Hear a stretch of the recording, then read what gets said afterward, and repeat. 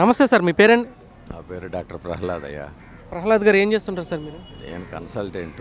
ఇంకెంత వయసులో ఇంకేం చేయమంటావు? లేదు సార్, గత 5 సంవత్సరాలుగా అయితే రాష్ట్రంలో వైసీపీ ప్రభుత్వాన్ని అయితే చూశారు. మరికొద్ది రోజులు అయితే రాష్ట్రంలో ఎలక్షన్ జరగబోతోంది. ఈసారి ఎన్నికల్లో ఏ ప్రభుత్వం వస్తే రాష్ట్ర అభివృద్ధి బాగుంటుందని మీరు భావిస్తున్నారు సార్? అంటే మేము భావించటం కాదు, ఇక్కడ ఉన్నటువంటి పేద బడుగు బలహీన వర్గాలు, మధ్యతరగతి చదువుకున్న యువతి యువకులు వాళ్ళు భావించాలి. ఎందుకనంటే మేము ఆల్రెడీ ఒక కెరీర్ అంతా కంప్లీట్ అయ్యి రిటైర్మెంట్ స్టేజ్లో ఉన్నాము. భవిష్యత్తు మీద ఆశలు ఉన్నటువంటి వాళ్ళకి ఏ ప్రభుత్వం అయితే ఏం చేయగలుగుతుంది అనేది వాళ్ళు కరెక్ట్గా డెసిషన్ తీసుకోవాలి. మా డెసిషన్ పెద్దగా ఇంపార్టెంట్ కాదు కదా. ఇవాళ 20% పైన కొత్త జనరేషన్ వస్తున్నారు. వాళ్ళు చదువుకున్న తర్వాత ఉద్యోగ అవకాశాలు ఈ రాష్ట్రంలో ఉన్నాయా, పొరుగు రాష్ట్రాలకు వెళ్ళాలా? ఈ రాష్ట్రంలో ఉంటే బాగుంది, లేకపోతే ఎందుకు లేవు? ఇతర రాష్ట్రాలతో పోలిస్తే మన రాష్ట్రం పరిస్థితి ఎలా ఉంది? ఉపాధి అవకాశాలు ఉన్నాయా? ఇండస్ట్రీస్ వస్తున్నాయా? పెట్టుబడులు వస్తున్నాయా? పెట్టుబడితో పాటు ఉపాధి అవకాశాలు ఉన్నాయా? ఇవన్నీ ఆలోచించుకుని వాళ్ళు వైస్ డెసిషన్ తీసుకుంటారనుకుంటున్నా. ఏదో ఒక్కోసారి ఈ 5 సంవత్సరాల నుంచి ఇది ఎలా ఉంది మీకు తెలుస్తూ ఉంటుంది కదా, మన రాష్ట్రంలో పెట్టుబడులు కానీ, ఉద్యోగ అవకాశాలు కానీ, ఉపాధి కల్పన కానీ ఎలా ఉంది అనుకుంటున్నారు? అంటే మీరు మాలాంటి వాళ్ళని చాలా వేల మందిని ఇంటర్వ్యూ చేసి ఉంటారు. మీకు వచ్చిన ఇన్పుట్ డెఫినెట్గా మంచిగానే ఉంటుంది అనుకుంటున్నా. మంచి ఇన్పుటే వచ్చి ఉంటుంది మీకు. అంటే నేను చెప్పేది ఏంటంటే, ఈ పెట్టుబడులు వచ్చి ఉపాధి అవకాశాలు వస్తే ఇతర రాష్ట్రాలకి వెళ్ళాల్సిన అవసరం లేదు. ఈ హెచ్పిఎస్సిఎల్ వాళ్ళు ఇచ్చినటువంటి అఫీషియల్ లెక్కల ప్రకారం గత 4.5 సంవత్సరాలుగా 3 లక్షల కనెక్షన్స్ హైదరాబాద్ షిఫ్ట్ అయినాయని వాళ్ళు ఇచ్చారు. అంటే ఏంటి, 3 లక్షల కుటుంబాలు ఇక్కడ నుంచి అక్కడికి షిఫ్ట్ అయినట్టే కదా.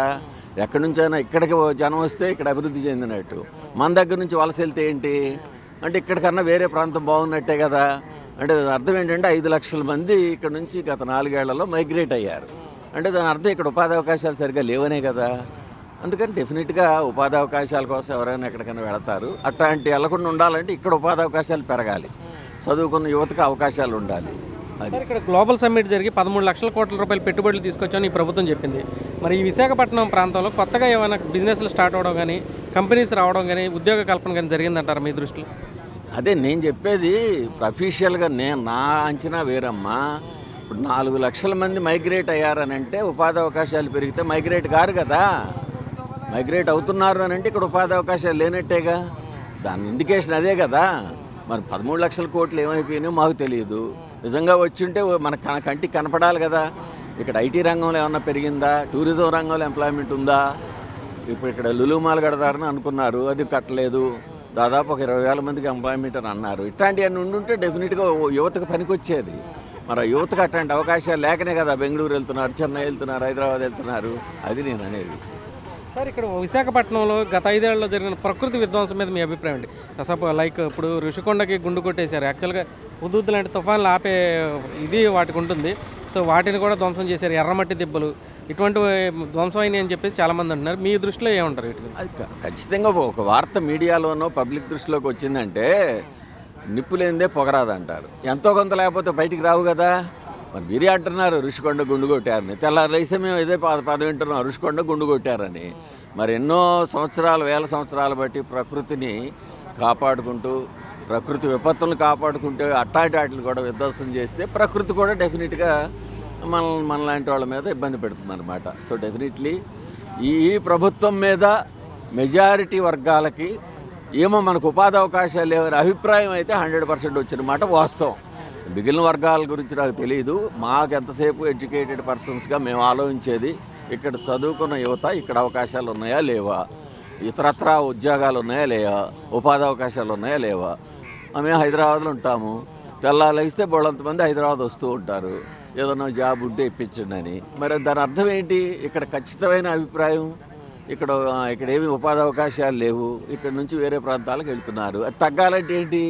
ఇన్ని ప్రకృతి వనరులు, 900 కిలోమీటర్ల కోస్టల్ కారిడార్ ఉన్నటువంటి ఆంధ్రప్రదేశ్ ఇతర రాష్ట్రాలకి యువతను పంపించడం దాని సంకేతం ఏంటంటున్నా, ఖచ్చితంగా ఇక్కడ చదువుకున్న యువతకి అవకాశాలు లేవు.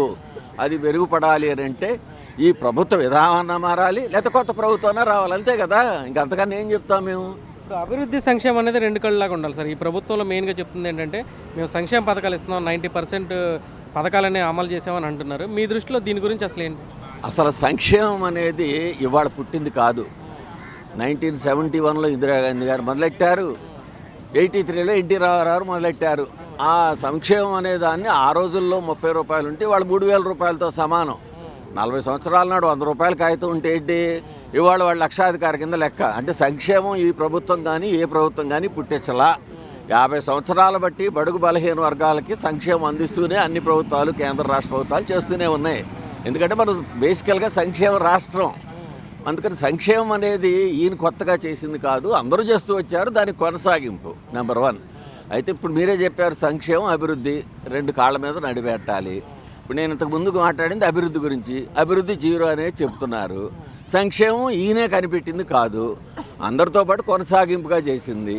ఇంక మరి గొప్పతనం ఏముంది? సంక్షేమం అని అంటే సంక్షేమం ఎవరికి?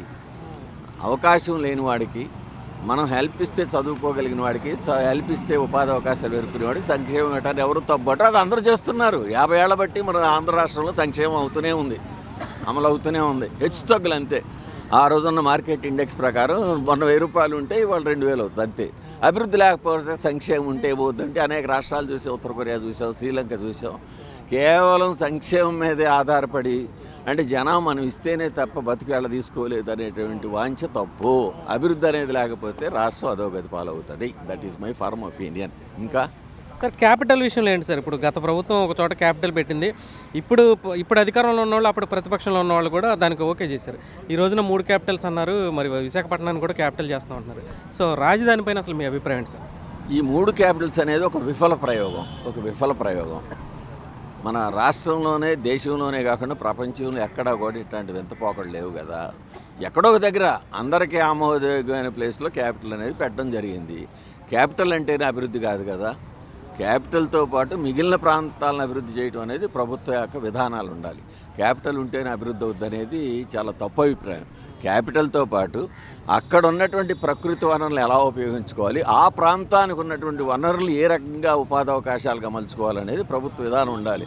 అంతేగాని క్యాపిటల్ ఇక్కడ ఉంటే ఇక్కడ అభివృద్ధి అంటే మరి మిగిలిన ప్రాంతం అభివృద్ధి కావద్దా? అంతే కదా.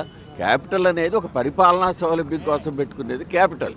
దాని చుట్టుపక్కల ఖచ్చితంగా అభివృద్ధి అనేది ఉంటుంది.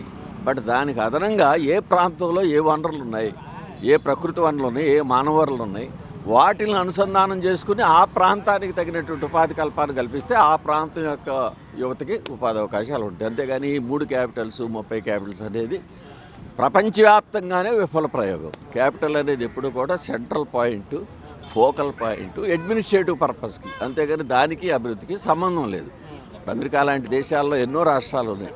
క్యాపిటల్ ఒక చోట ఉంటుంది, ఫైనాన్షియల్ క్యాపిటల్ మరొక చోట ఉంటుంది. అలాంటి అనుభవాలు మనకు ఉన్నప్పుడు ఏదో క్యాపిటల్ని మేము 3 చోట్ల పెట్టామంటేనే అది తప్పుడు వాదం అది. సార్ యాక్చువల్గా విశాఖపట్నానికి ఇప్పుడు గతంలో ఈ ప్రభుత్వం ప్రామిస్ ఏంటంటే 25 మంది ఎంపీలు ఇచ్చే ప్రత్యేక హోదా అన్నారు, విశాఖపట్నానికి రైల్వే జోన్ అన్నారు. మరి ముఖ్యంగా ఈ విశాఖపట్నంలో స్టీల్ ప్లాంట్ ఏదైతే ఉందో ఈ ప్రభుత్వం ఏమైనా ప్రైవేటీకరణకు కూడా వెళ్ళిపోయినటువంటి పరిస్థితి. సో ఇప్పుడు ఇక్కడ ఉన్నటువంటి ఎంపీలు ఎవరైతే ఉన్నారో ఇప్పుడు పోటీ చేస్తున్న వాళ్ళలో ఎవరైతే పార్లమెంట్లో బలంగా వాణి వినిపించి ఈ ప్రాంతానికి నిధులు పట్టుకురాగలని మీరు అనుకుంటున్నారు సార్? అది మనం కేటగరైజ్ చేయలేము. ఏ ప్రభుత్వం అయినా ఆ ఎంపీల యొక్క శక్తి సామర్థ్యాల మీద కేంద్ర ప్రభుత్వం నుంచి మనకి నిధులు రాబట్టే విషయంలో వాళ్ళ రోల్ ఉంటుంది. మరి వీళ్ళు గత 4.5 సంవత్సరాలు బట్టి మీరు చెప్పినట్టు స్టీల్ ప్లాంట్ విషయం కానివ్వండి, రైల్వే జోన్ విషయం కానివ్వండి, ఇలాంటివేవి కూడా ఇప్పుడు ప్రస్తుతం ప్రాతినిధ్యం వహిస్తున్నటువంటి ఎంపీలు అంత ప్రభావవంతంగా కేంద్ర ప్రభుత్వం మీద ప్రభావం చూపించలేకపోయారనేది అయితే స్పష్టత వస్తుంది. అంటే మరి డెఫినెట్గా ప్రజలు ఆ అభిప్రాయానికి వచ్చినప్పుడు ఏంటి, ఈ ఎంపీ సరిగ్గా లేకపోతే ఇంకో ఎంపీని ఎన్నుకుంటారు. మన కళ్ళగట్టినట్టు గత 4.5 సంవత్సరాల్లో కేంద్ర ప్రభుత్వం నుంచి వచ్చినటువంటి వాళ్ళు ఇచ్చే నిధులే కాకుండా మన రాష్ట్రానికి రావాల్సిన అదనపు నిధులు తీసుకొచ్చిన సంఘటనలు ఎక్కడా కనపట్టలేదు. లేదంటే దాని ఉద్దేశం ఏంటి, డెఫినెట్గా వీళ్ళ పెర్ఫార్మెన్స్ ఇండెక్స్ సరిగా లేదనేదే కదా. Public will take decision. Sir విశాఖపట్నంలో డ్రగ్స్ దొరకడం లేకపోతే గంజాయి ఇటువంటి ఎక్కువనే అంటున్నారు. ఇప్పుడు రీసెంట్గా కంటైనర్స్ కూడా పట్టుకున్నాం అంటున్నారు. సో విశాఖపట్నం ఈ 5 సంవత్సరాలు ఎలా ఉంది సార్ పరిస్థితి ఇక్కడ? విశాఖపట్నం అనేది దేశంలో ఇతర ప్రాంతాల్లో ఉండేటటువంటి వాళ్ళని కూడా ఆకర్షించేటటువంటి అద్భుతమైన ప్రశాంతమైన సిటీ. ఇంతసేపు మాట్లాడాను కదా, నాకు 45-50 సంవత్సరాల బట్టి విశాఖతో అనుబంధం ఉంది. కానీ నేను ఉండేది స్థిర నివాసం హైదరాబాద్ అమ్మ. నెలకోసారి వచ్చి ఒక 6 రోజులు ఉండిపోతా. అంటే దేశంలో ఏ ప్రాంతంలో ఉన్నటువంటి వాళ్ళైనా ఇక్కడికి వచ్చి ప్రశాంతంగా గడుపుదాం అనుకునే వాళ్ళకి ఒక ప్యారడైజ్ లాంటిది వైజాగ్. మరి గత 4 సంవత్సరాలు బట్టి అయితే కొంచెం అది ఇబ్బందికరమైన వాతావరణం వచ్చిన మాట వాస్తవం. అది కారణాలు అనేది మేము చెప్పలేము. డెఫినెట్గా మాకు వార్తలు మీడియా ద్వారా కానీ సోషల్ మీడియాలో కానీ వచ్చేది ఏంటంటే ఇదివరకు ఉన్నటువంటి ప్రశాంతత ఖచ్చితంగా తగ్గిందనేది జనరంజకంగా ఉన్నటువంటి వార్త. Thank you.